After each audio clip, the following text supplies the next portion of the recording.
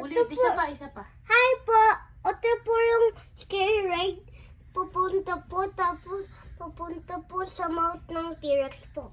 Yun lang, ang Oo konti po. naman. Isa-isahin mo yung mga mapupuntahan niya ng challenges. Ito po. First First is the ride, and then you can see the ride. Tapos ano yan, may crocodile. you can see the crocodile, and you can see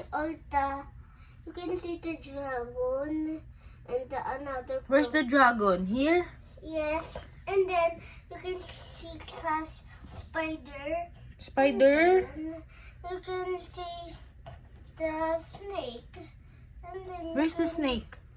this one, and then you can see the bongbong spider, you can see the bongbong T-Rex, and then finish na po.